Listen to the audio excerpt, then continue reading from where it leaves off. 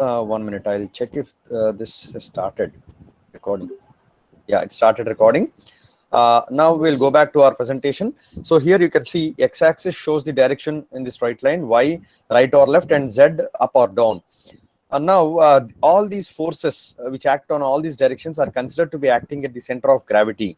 As calculation of point forces is easier, we calculate it for design purpose. So here you can see x-axis, y-axis, z-axis.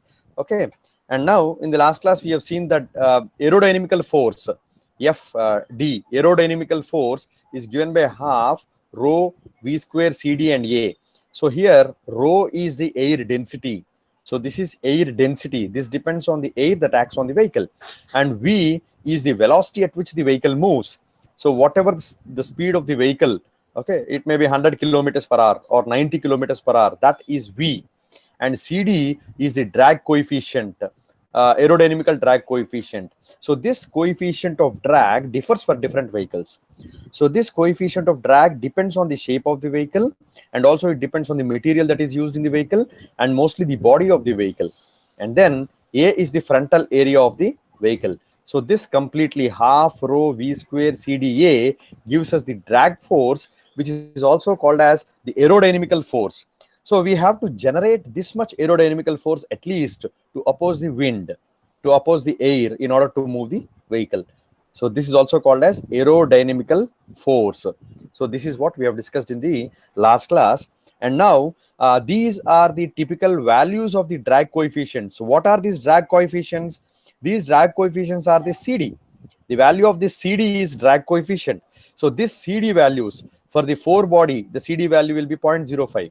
For after body, that means after the car, I mean backside of the car, we have a drag coefficient of 0.14, and under the body it will have 0.06. Likewise, these are the CD values for different vehicle parts: exterior mirrors, cooling system, total internal drag, overall total drag. And these coefficient values also differ based on the shape of the vehicle. That means they depend on the body of the vehicle. So we'll see that also, right? So if you observe this distribution of this coefficient, see, you can see it is negative. That means here it is very less. I mean, it helps the vehicle here. And here at the windshield, it opposes the vehicle. And here also it supports the vehicle. And here again, it opposes the vehicle. Here again, it supports the vehicle. So like this, you can see at some parts it opposes the vehicle, and at some parts, as the wind flows like this and it goes off. So this is the part at which the wind can freely flow off. But here the wind is opposed by the windshield. Okay, so this is how the magnitude, you can observe the magnitude of the coefficients at different bodies, which is varying based on the body and its shape. Am I audible? Is this clear? Okay. Is this clear to all of you? I want one of you to respond. I'll okay. Okay. Right. And then this is the dirt deposition.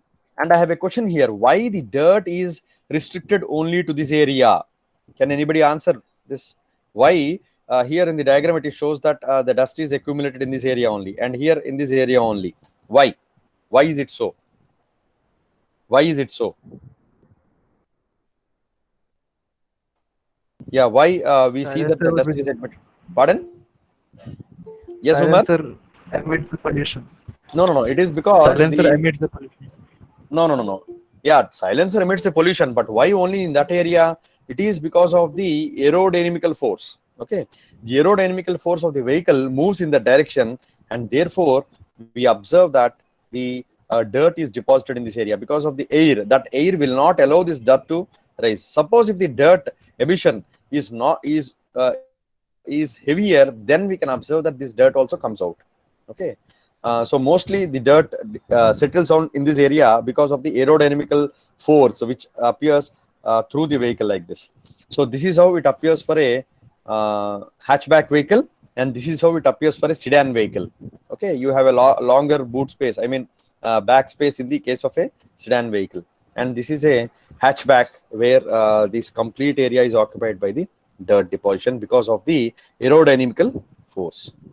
And here, if you consider the wheels, the aerodynamical force in the wheels flows like this. It from the sides. Okay, you can see here. This is the top view. This is the wheel. This is the front light. Okay, And here you can observe that the wheel, the aerodynamical force generally goes in and it circulates like this. So you can understand that lot of dynamics, lot of air dynamics are involved when we design a vehicle. So here these air enters like this, and also air enters into the cooling system. I mean the engine. So air also enters inside. So this also, to some extent, it cools the engine, but to some extent, it opposes the vehicle. So here, when we go for the mechanical design, we should go for a proper design that the air is air releases out. We should always see that this air which enters inside releases out without creating any problem to the vehicle and its direction of movement. And then if you observe the drag coefficients, so if for a flat plate means if you see a bus or a lorry, okay, a bus or a lorry, the front body is completely hard shaped flat plate. So here you can observe that the CD value is very high. It's 1.95. Suppose if the front part is hemispherical of a bus or a car, then it is 1.42. Suppose still if it is still steeper, then 0.38. Suppose if it is of this shape, okay, this is the shape of a Formula racing cars. That is why you observe that the Formula racing cars are of the shape of an airfoil. Why they are in the shape of an airfoil? Why the Formula cars are designed in that airfoil shape? I'm asking a question. Yeah, I'll ask a particular person. Rohit, 173H1. Rohit, are you there? There will be a drag force affecting on the car. Yeah, the shape of the vehicle is designed in such a way so that the drag force will be minimum. Okay, the drag coefficient will be minimum. So here there are few cars. This is an old generation car where you can see the drag force is 0.85. It is higher here. Suppose in this car later, after they have observed that the drag force is more here, coefficient is more, so they have reduced with a different shape, which is more aerodynamical shape. So it has reduced to 0.54. Now in this UVs, utility vehicles, you can see the CD is still decreased and still aerodynamical. You can observe that CD is 0.32. So that is why we always see that the shape of the vehicle is aerodynamical, so that the air enters here and it leaves like this, so that the air will, the vehicle shape will not create much disturbance for the vehicle. So in order to reduce the losses, or in order to reduce the drag force, or to reduce the aerodynamical force, we go for this particular shape of the vehicle. Okay, right. And then rolling resistance. So the next part which plays an important role after the aerodynamical force is the rolling resistance, or force due to rolling resistance. So this is another major resistance which opposes the vehicle after the aerodynamical resistance. It almost equals the aerodynamical resistance from 80 to 90 kilometers per hour. And here you have to understand that this aerodynamical resistance is mostly because of the tire. Okay, it depends on many factors like tire pressure, heat of the tires, road, etc. Now this is the formula. This is not so important for you, but still you can understand that the rolling resistance is different for the front wheel and it is different for the rear wheel. So then the factors that generally affect the rolling resistance are mostly the tire temperature, tire inflation, the velocity at which the vehicle moves, tire slip. We'll discuss what is tire slip in the same class, and tire material and design. So all these factors affect the rolling resistance, or the force that is required to oppose this rolling resistance. So mostly the major contribution of this rolling resistance is from the tires. In addition to that, we also have some force or opposition because of the gears, because of the clutch, brakes, etc. We'll come to this at the end of this session. Now this is what we have discussed in the previous class. Now again we'll go to the velocity. Yesterday we have stopped at velocity. Okay, right. Yes, we have covered all these things. Yes, all these is covered in the previous class. Yes. Now, if you observe these characteristics, this is the characteristic of velocity of the vehicle with respect to the time. So slowly you have to understand that the car velocity starts from 0 and it reaches the steady state and it remains constant. So our objective of designing an electric vehicle is to see that whenever there is a change in the acceleration pedal, it has to increase and it has to settle. So here we always consider this graph. Okay, suppose there is a transient here. Again, there is an increase in the velocity as we pressurize, or as we input the, increase the pressure on the pedal of accelerator. Then again, this increases. The same shape comes on like this. So as we increase the pedaling, the vehicle goes to an higher velocity level and it has to settle down. So here our objective is to see that this time of transient is decreased. So we have to see that this transient, fastly the car has to come. And you have to understand that this transient period is very less in the case of electric vehicles. In the case of internal combustion engines, this transient time is larger. The reason is, when you press the pedal, you have mechanical parts, then the fuel input is increased, then the vehicle runs at a higher speed. But whereas here, at the instant at which you press the pedal, the electricity flows at a faster rate. So you can have a faster response, or you can say the transient time in the case of electric vehicles is smaller when compared to internal combustion engines. And here, the tractive force, you can observe that the inclination as the beta increases. What is beta? What is beta? Can anyone answer this? Or I'll go for a specific person. Yeah, what is beta? Vijay, 173C1? Or okay, Prashant. Prashant, can you answer what is that beta? Prashant, are you available? Prashant, DNL. Okay, Bhargavi, 304. Can you answer, ma? What is that beta? 17304. Bhargavi. What is that beta value? Yes. Bhargavi, are you there? Mohammad Arshad? Sir, I don't know, sir. Oh, you are absent for the previous class. Are you present for the previous class? I was present, sir. Then we have discussed about uphill and downhill. Tractive force we have discussed, yes, sir. Then uphill and downhill. It comes in that uphill and downhill. Okay, sir. Harish, can you answer? 17187. Harishwar. Sir, What is beta? Beta? don't know, sir. Oh. Okay. Umar. Abdul Umar, what is beta? Okay. Don't know, sir. Okay. So beta is the angle of inclination. I think you forgot. Okay, I'll go back to the previous slides. Right. So beta is the angle of inclination, or gradability, or gradient. We have discussed this in the last class. Okay, that means you forgot this. And Beta is the angle of inclination or gradability. Yes. Here we'll get it. Right. Is this beta visible? Tan beta.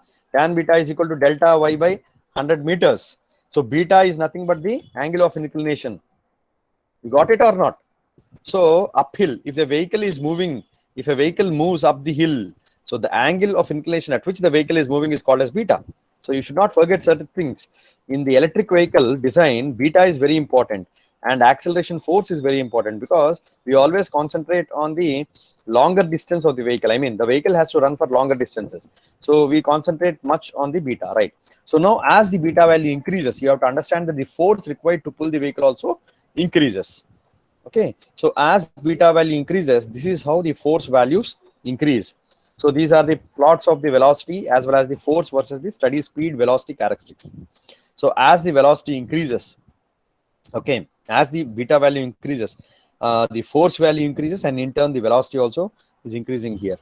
Right now, this is an equation of, I'll discuss this later. Okay, this will come back again. So FTR is the total force or tractive effort. What is FAD? FAD is the aerodynamical force required, and F rolling is the rolling resistance, and FGT is the FGXT is the force due to acceleration. Right. So now I'll go back to the Jamboard and I'll explain you what are all these forces. Okay, right. We'll take a fresh page and then. Yeah. Yes. Okay. So now the total tractive effort force FTE or ft. I'll take it here as ft only. So ft is equal to fa. Fa means acceleration due to gravity, plus fg, which is because of the gradient or hill, uphill or downhill, plus fad, where fd is the force required to oppose the aerodynamical resistance, plus frr. Frr is the rolling resistance.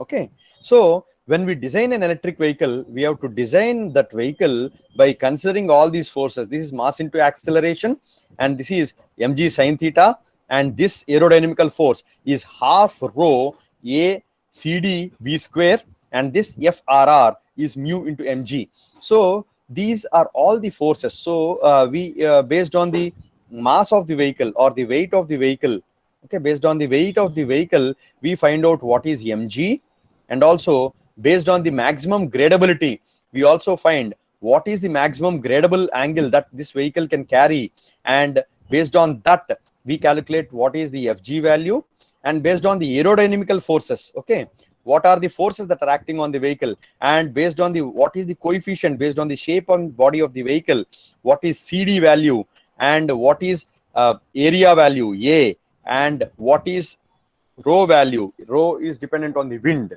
We consider maximum value of this rho, and by considering all these values, we calculate FAD, and then rolling resistance. Okay, what is the resistance that is offered by the wheels?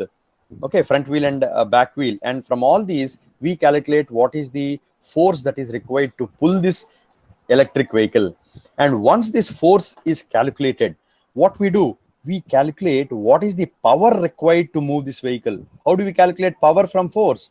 See, we calculate it from Ft multiplied by V. V is the velocity at which the vehicle is designed to move. So once we get this power, we calculate the energy. And once the energy is calculated, from all these equations, we can also calculate distance traveled. So distance traveled is again calculated from the velocity by time, but this is a simple equation. We do it by integrating the velocity with respect to time. By doing this, we can calculate the distance. Okay, is this clear? So now, by calculating the force that we require to pull the electric vehicle, we calculate what is the power required, what is the energy required, what is the distance it can travel for one single charge. So these are the basic parameters or the basic values of the electric vehicle which we calculate. Is this clear to all of you? Yes, sir. Is this Yes, clear to everyone? sir. Prashant, okay, right, fine. Now we'll go back to our presentation. So now once we calculate the force, so once after the calculation of the force, what we do is we try to calculate the velocity of the vehicle. Okay. And before that, we have already discussed we have to calculate the maximum gradability. So maximum gradability, initially what we do is I'll go back to the Jamboard.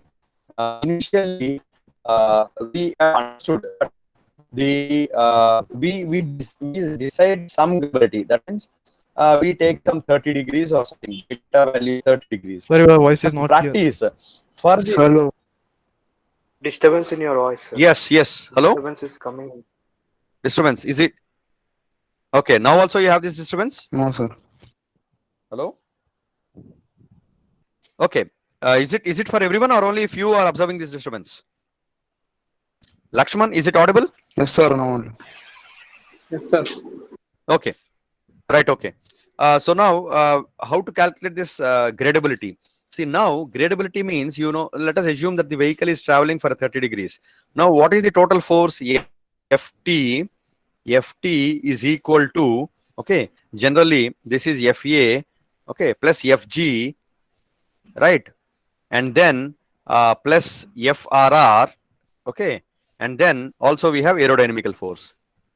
Okay, now what is meant by maximum gradability? Maximum gradability means what is the maximum value of Fg? Can you tell me what is the maximum value of Fg? Gradability maximum force? See, earlier I told you that we calculate Fa, we calculate Fg, we calculate FRR, we calculate FAD. Now, after calculating and summing all these things, we'll get the total tractive force. So after getting this total tractive force, when we neglect all these values, let us assume this to be 0, this also to be 0, this also to be 0. Then the maximum gradability is nothing but it is the total force that is required to pull the electric vehicle, right? So now this 30 degrees, but by neglecting all these zeros and all, if you calculate the maximum gradability, definitely we'll get a higher angle, okay, in which the vehicle can travel. So this is called as maximum gradability. So in general, when we design any vehicle, we also do this maximum gradability calculation. And at maximum gradability, almost force required for acceleration is near to 0. And FRR, rolling resistance, also is assumed to be 0. And aerodynamical resistance, as the vehicle is moving very slowly, you have to understand that at maximum gradability, the vehicle moves very slowly. So all these forces tends to 0. So at this, we can say that we can directly equate the maximum force or the maximum tractive effort can be equated to the maximum gradability force. So from this, if you equate that, okay, we have to consider these assumptions to do that. We have to consider that the vehicle moves very slowly. The vehicle moves very slowly means the acceleration of the vehicle is almost 0. And then FAD and FROL are negligible. They are very small, as I told you, right, from the equation. And then the vehicle is not accelerating. dV by dt is equal to 0. And FTR is the maximum tractive force delivered by a motor at nearly 0 speed. So these are the assumptions that we have to make in order to calculate the maximum gradability. And maximum gradability means the maximum angle, the maximum steep or slope the electric vehicle can go ahead. The reason for calculating this is the main restriction on this is the velocity. We put a lot of restriction on the velocity in electric vehicles because considering the distance it has to travel. So that is why we also calculate the maximum gradability in electric vehicles so that the vehicle does not create any problem while it goes up hills. Okay. And then this is maximum gradability. Maximum gradability can also be calculated from this formula. So FTR is directly the tractive effort. We are directly taking the tractive effort here. That means we are equating the tractive effort for the what you call the gradable FG. FG is directly equated to FTR. So when FG is directly equated to FTR, we get that maximum percentage gradability is equal to 100 into FTR by, I think I need not explain this. You know this, right? Because tan beta is equal to maximum gradability by 100. So 100 when shifted here, it becomes 100 FTR by, why this tan beta? Why this is FTR by this one? So as this is the FTR, mg sin theta, and this is mg, and now this is square root of mg square minus FTR square. Now tan beta is equal to this one. So by substituting this, we can calculate maximum gradability. So this is how maximum gradability is calculated in vehicles. Now, as I told you, once force is ready, we have to calculate power. So power can be calculated from velocity. So for velocity, we have to calculate the energy that is required from the propulsion unit, and then based on the acceleration, and also based on the road force. But road force cannot be calculated directly because real-time conditions always differ from whatever we take. So there are some non-linearities when we consider the road force. So generally, this test, road force test, is generally done in the real-time environment by running it on the road. Okay, now I'll go to the constant FTR. So now when the vehicle moves at constant speed or constant force, okay, so here FTR is the tractive effort and the rolling resistance, and this is the mg. It is moving on the straight road when there is no acceleration due to gravity, when there is no gradability. So the vehicle moves in this direction, and in that case fg is equal to 0. When fg is 0, only rolling resistance will be there and aerodynamical force also will be there. Here aerodynamical force is neglected, so in that case FTR is equal to F rolling. And here you can observe that when this is at starting moment, and when the vehicle moves, then we have this aerodynamical force. So now FTR is equal to FAD plus F roll. So based on the condition, based on the gradability, or based on the speed, FAD also changes. Okay, so this is what you have to understand. Now I'll show you a small video, and then we'll analyze all the forces there, and then I'll show another video in which I'll be asking you some questions. So please listen to this very carefully. Is this clear to all of you? I'll show you a video now. You have to understand that video wherein I'll be asking some questions. Okay.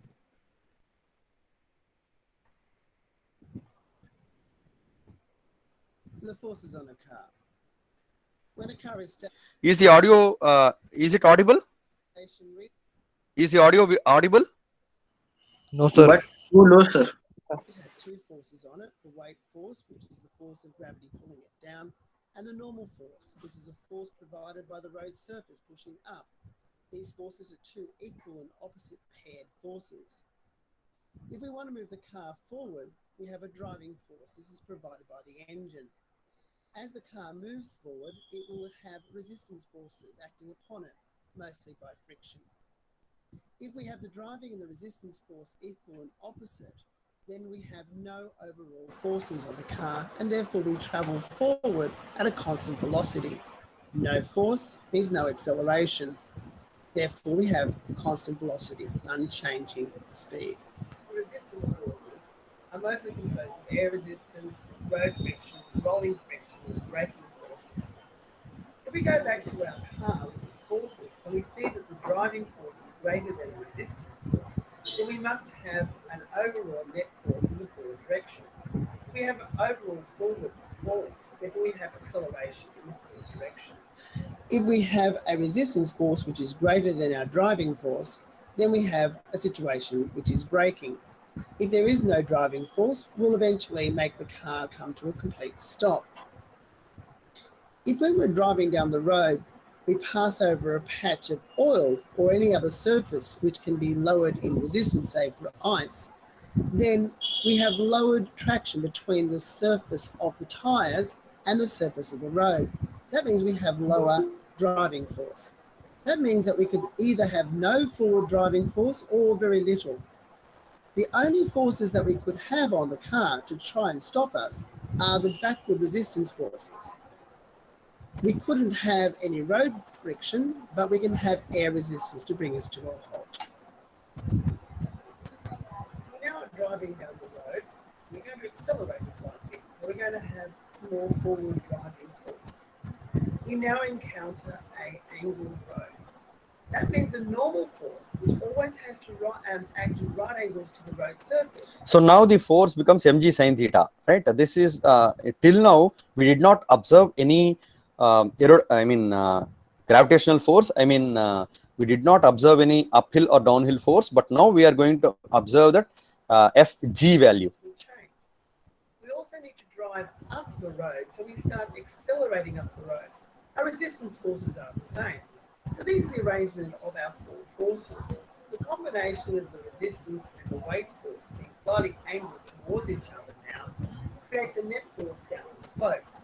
This means if we wish to climb the slope with a constant velocity, we need to depress the accelerator pedal to increase the driving force up the slope.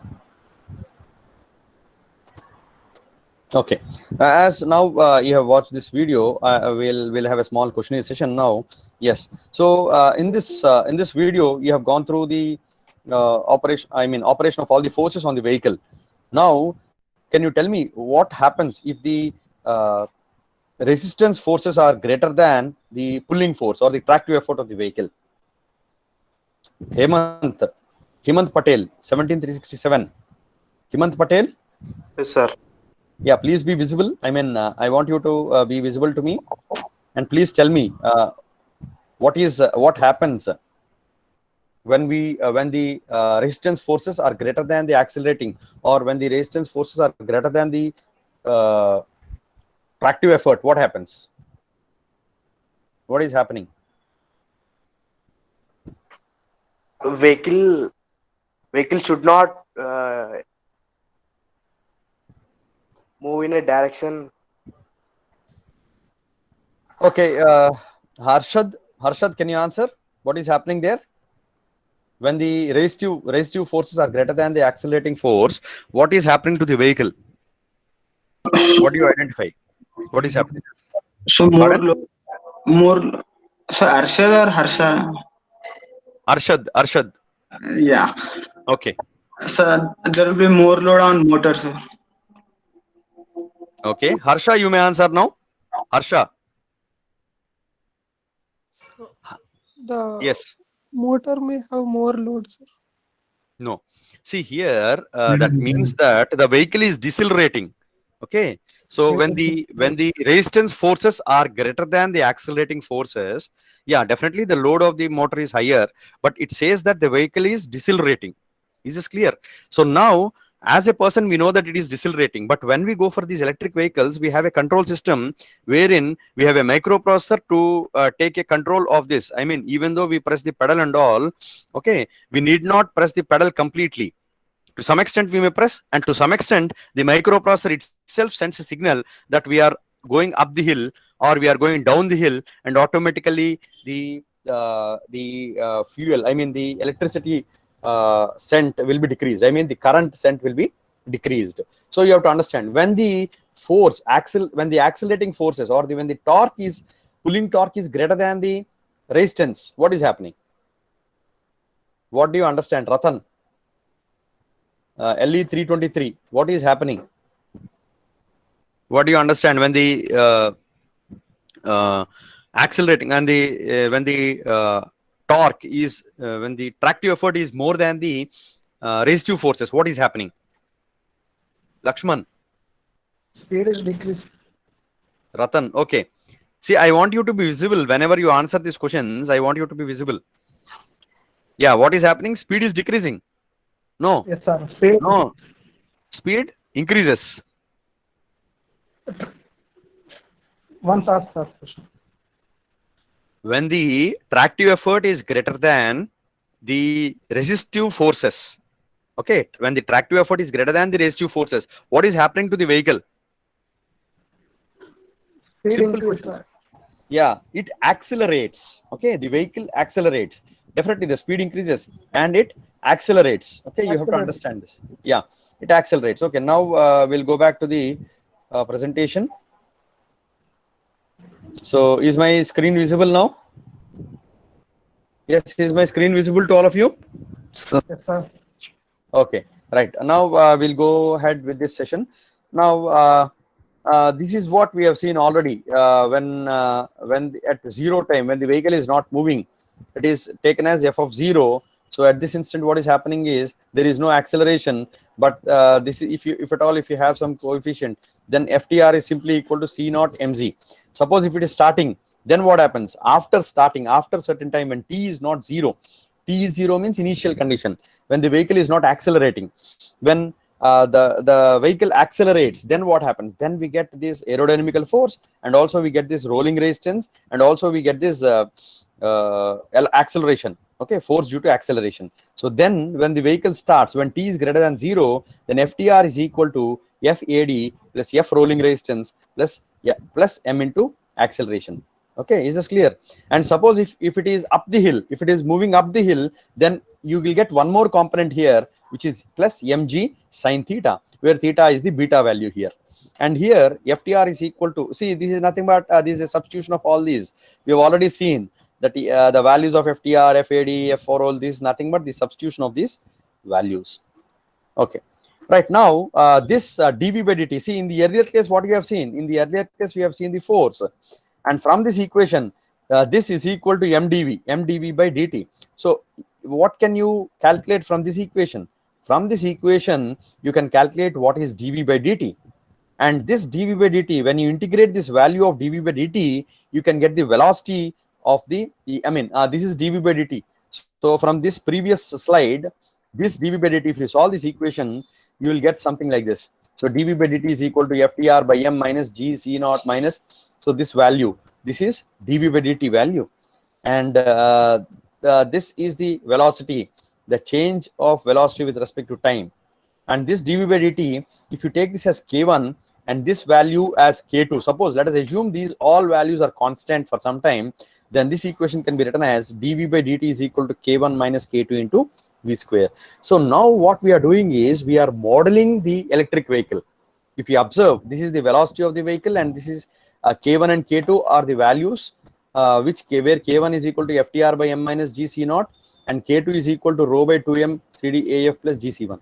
What we are doing now is we are converting these equations into a model. Now we are modeling the electric vehicle. Okay. Now velocity. So velocity, if you integrate that dv by dt value, you will get something like this, where K1 and K2 we have discussed earlier, tan h of square root of K1 K2 into t. So when we solve this previous equation of dv by dt, this equation, if you solve it, if you solve the differential equation, the solution for that differential equation is v of t is equal to square root of K1 K2, K1 by K2, tan h of square root of K1 K2 into t. So this is the velocity of the vehicle. So that means now from the force equations, we have derived the velocity of the car. I already have shown you, we'll calculate velocity, and once velocity is ready, we'll calculate the power, and from power, we'll calculate the energy. Now from power, so this is distance traveled. So how do we calculate distance traveled? From velocity. If you integrate the velocity equation, so I told you earlier, if you integrate this velocity equation, we can get this distance traveled. So SF is equal to the distance traveled by the electric vehicle is 1 by K2 log of cos h of K2 V2. You already know what is K2 and K1, right? Now this is the time taken by the vehicle to travel the distance SF. So these equations are obtained from the velocity and the force. So once these equations are ready, okay, we can calculate the power. So you know that power is equal to Ft into V, where FTR is the tractive effort and V of t is the velocity of the vehicle. So from these equations, you can calculate what is the power that is required to pull the electric vehicle. Okay, and you can observe that the power also, it is a curve which you can see here. Okay. Now energy required. How do you calculate the energy required? What is energy? What is the difference between power and energy? I want anyone to answer this. I'll just stop sharing. Right. Okay. What is power and what is energy? How is power defined and how is energy defined? Shravan Kumar. Are you there, Shravan? Shravan Kumar?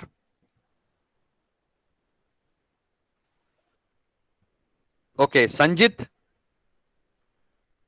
are you there? Shravan Kumar, are you there? Once again, I am calling you, Shravan Kumar.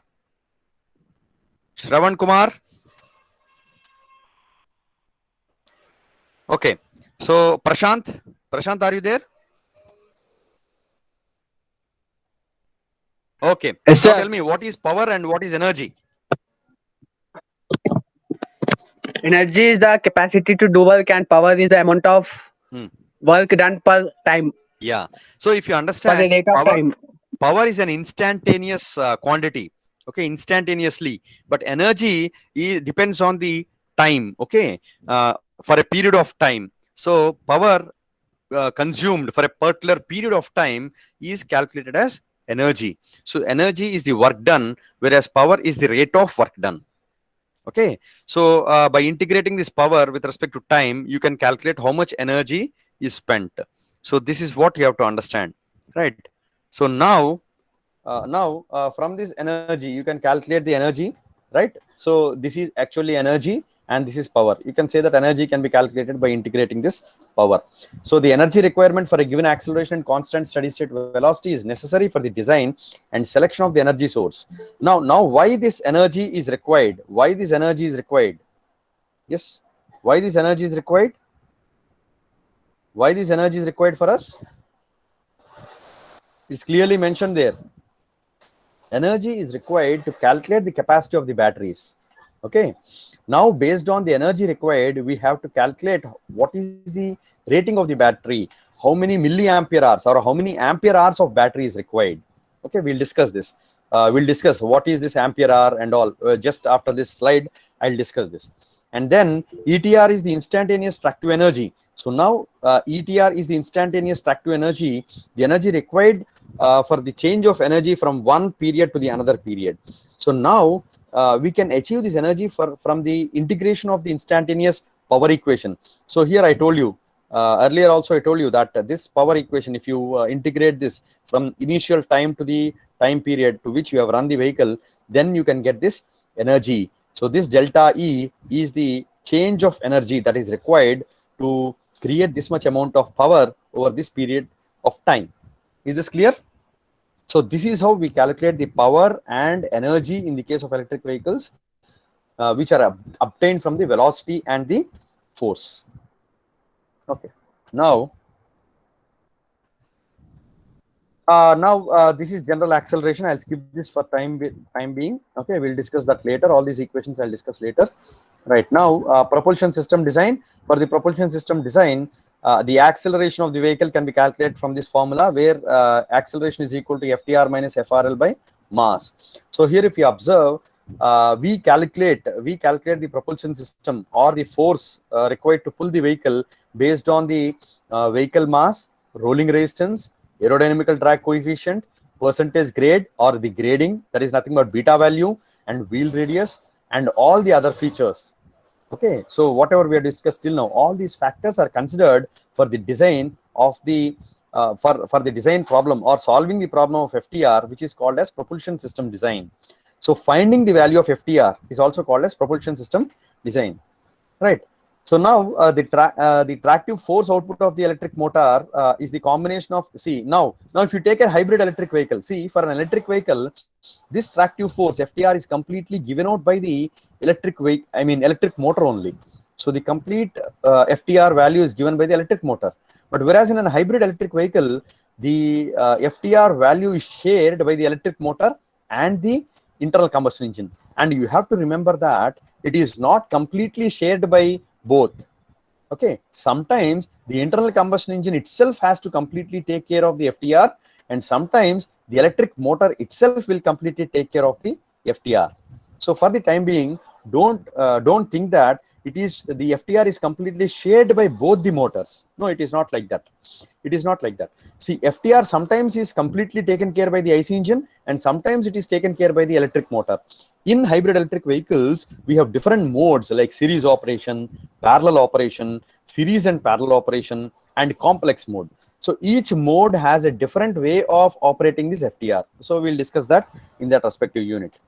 Okay, and this is not required for the time being, right? Now, after the propulsion system design, one more thing I told you, that slip. What is slip? Slip is the difference between the linear vehicle velocity and the velocity of the wheel. So the difference between these velocities, if there is a difference between the velocity of the tire as well as the velocity of the linear velocity of the road, then what happens? The tire slips on the road. So this is called as tire slip. So it is defined as the ratio of the linear velocity vehicle and spin velocity of the vehicle wheel.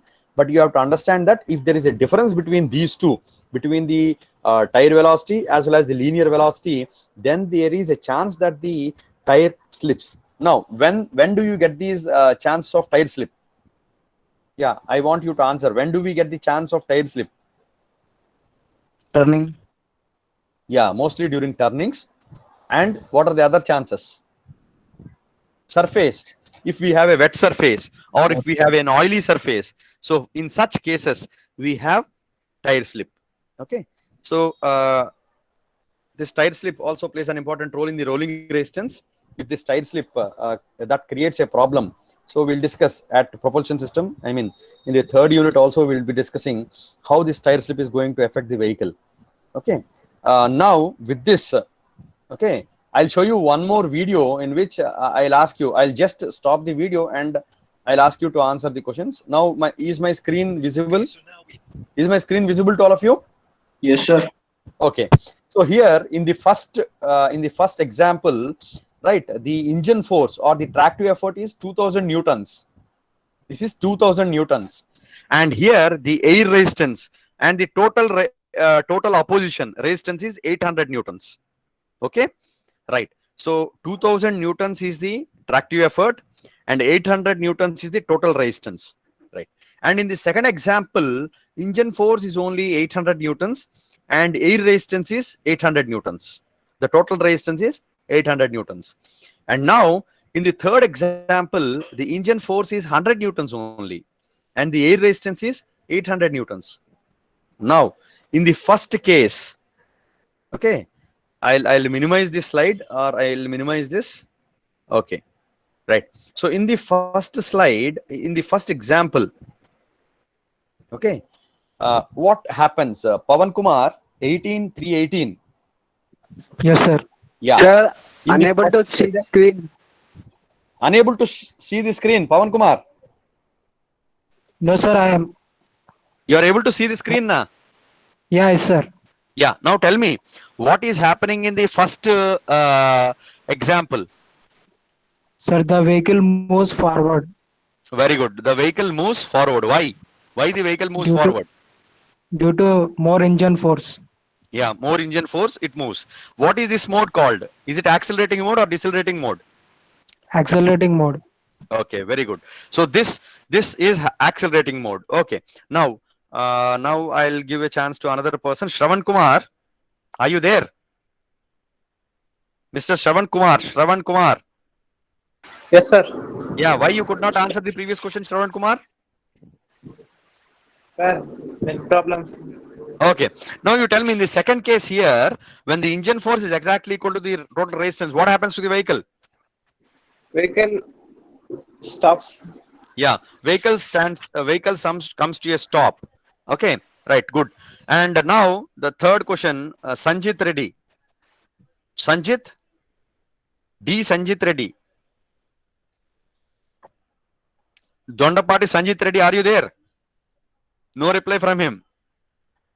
Okay, so what happens in the third case, Lakshman? 18321. Can you please tell me what happens in the third case when the engine force is 100 Newton only? Sir, decelerating happens, sir. Yeah, very good. Braking So here in system. this case, decelerating happens. So the vehicle comes to slowly, it comes to standstill.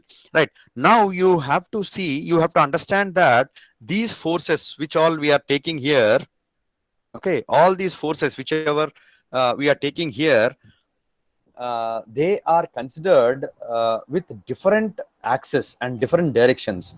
So here you have to understand that all these forces, all possible conditions are taken. Okay, and we calculate what is FXT. FXT means force acting in the X direction. FYT, the total force which is acting in the Y direction. And then we also calculate FZT, what is the force that is acting in the uphill or the downhill conditions. So we calculate all these forces and then we try to calculate this forces, right? Okay, now now as we have finished this part, we'll go back to this. Yeah. So here, I think, this here, general acceleration. So here, you can calculate acceleration from this, and you can calculate FTR from this equation. FTR is equal to mdv by dt plus mg sine beta plus FAD plus F roll. If you substitute, this is the final equation for the total tractive effort, or the total force that is required to pull the vehicle is mdv by dt plus mg sine beta plus this one. So this is the total tractive effort, and the total power that is required to pull the vehicle can be calculated from FTR into V. So mv dv by dt plus V of, Screen not visible. pardon?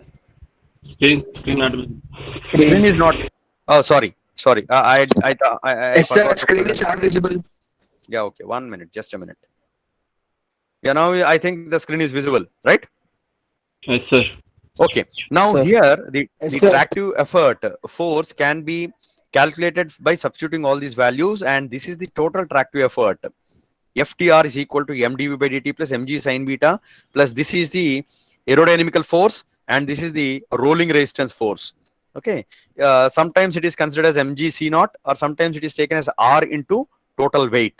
Okay, anything is same. R is nothing but c naught here in this case. So this is the rolling resistance, and this is the total tractive effort. And from this, you can calculate the power that is required to pull the vehicle, PTR, which is equal to force that is required multiplied by the velocity. So if you multiply these two, this is how you can get. So the total power required to pull this vehicle is equal to mv dv by dt plus v into fgxt plus FAD plus F rolling. So this is the total power that is required to pull the vehicle. So once we calculate these, now tell me, is this force acting on that should be that is sufficient at the wheel or that is required at the motor? Yeah, I asked a question. Is this force the force at the wheel, force required at the wheel, or force required at the motor? Ajay, 18332. Yes, sir. Motor. Anyone else? Anyone else? Vijay? Rohit? No, this is not the force that is required.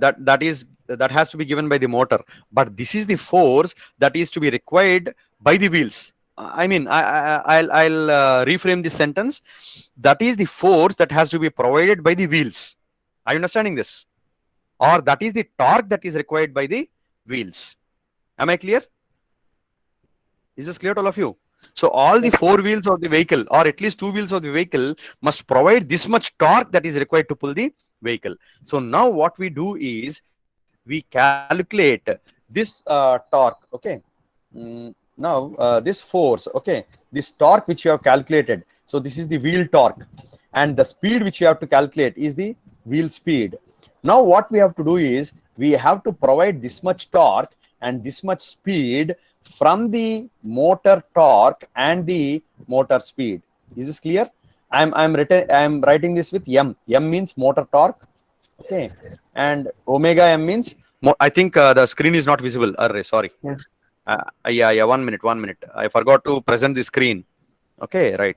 Okay, now the screen will be visible to you.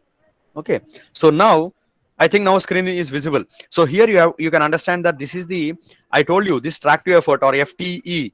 We have to convert this FTE by multiplying it with the radius of the wheel. Okay, by radius of the wheel, by multiplying this FTE into radius of the wheel, we can tell how much torque is required by the wheel. And then we already know the velocity of the wheel. We can directly get the velocity of the wheel from the by considering there is no slip speed. Okay, slip without any slip speed, this velocity of the vehicle can be directly taken to the velocity of the wheel. Okay, and once these values are ready, we have to convert these values into the torque that is required by the motor and the speed that is required by the motor. So how do we get this? We get this by a gear ratio. This is equal to G. Okay, G is the gear ratio.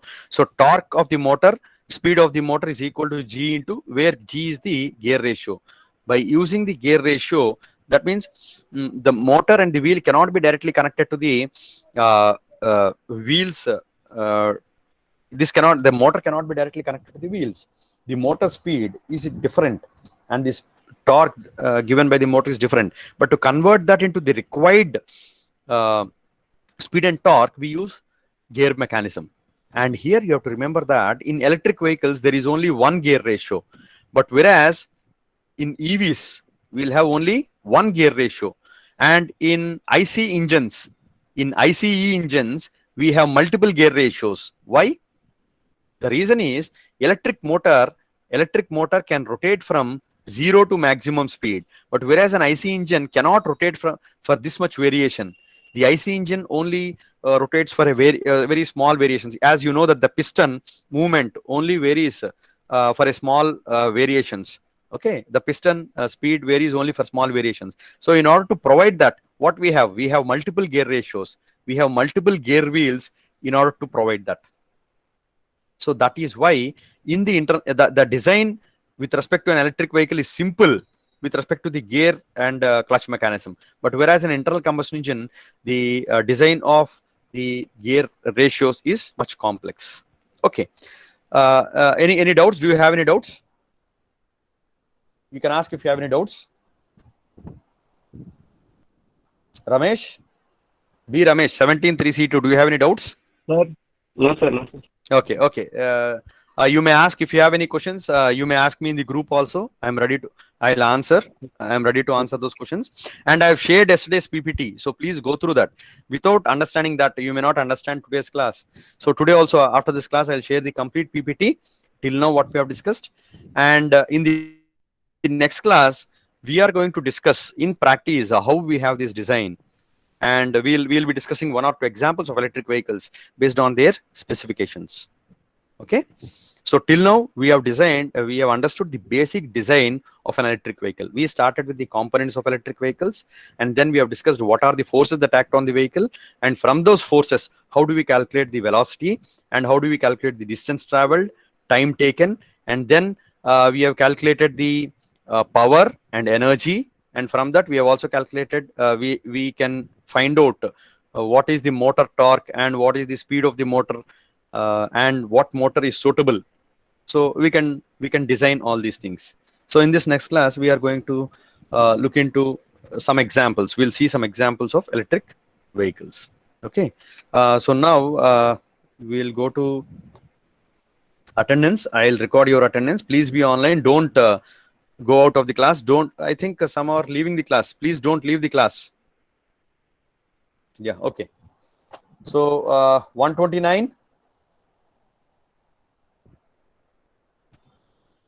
129. Are you there? Swaroop? Not there. Okay. Then Taufik? 135. Then 138. Zubair? 144. Anusha?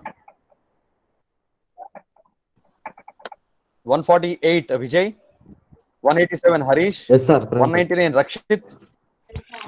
Sir, 87 present. Yes, sir. Yeah, okay. 199. Rakshit. Okay. Jayasri, 113. 304. Bhargavi. 315. Srikanth. Present, sir. 315. Srikanth. 333. Ahmaduddin. Present, sir. 338. Sravika. Okay. Sravika. 338. Sravika. Okay. 356. Maheshwari. Present, sir. Present, Okay. sir. 350. Okay. 358. Krishna Reddy. Present, sir. Yes, I think he's present. 367. Himant. Present, sir. Okay. 372. Shivakrishna.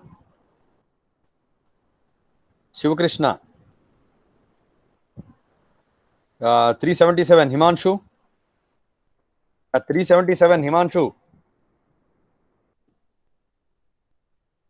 388. Ashok Kumar. 397. Shravan Kumar.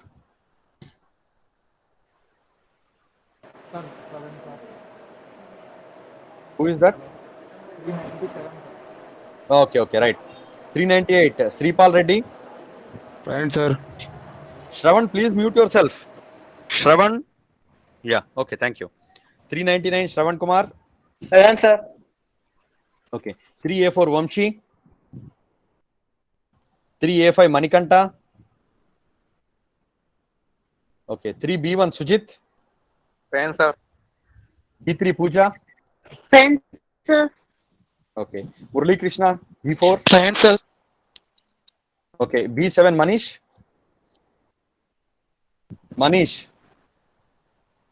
B7 Manish. Vijay. 3C1 Vijay. Present, sir. C2 Ramesh. Present, sir. D0 Sanjit. Present, sir. Okay. D3 Kumar.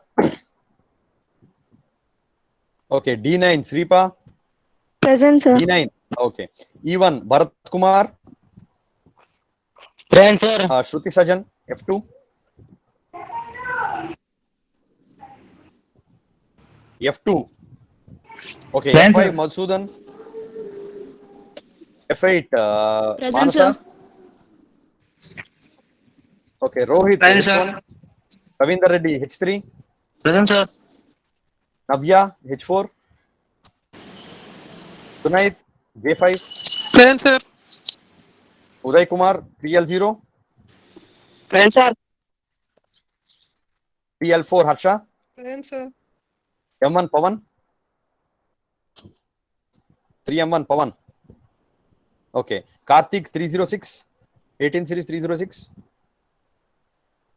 Okay. Then Pranay 311. 312 Isaac. Present, sir. Sai Krishna 316. Harish 317. 370 present, sir. Okay, then oh, shit. 1 minute. I stopped with 317, I think. 318 Pawan Kumar. Present, sir. Kumar. Okay, 319 Praveen Kumar. Praveen. Okay, 320 Naveen. Present, sir. Okay, Lakshman 321. Present, sir. 322 Yogeshwar. Yogeshwar. Okay. 323 Ratan Naik. Yes, sir. 324 Shiva. Sir, I yesterday present, sir. Ratan. Yes, sir. Okay, I'll check and I'll see that. Okay. Then 324.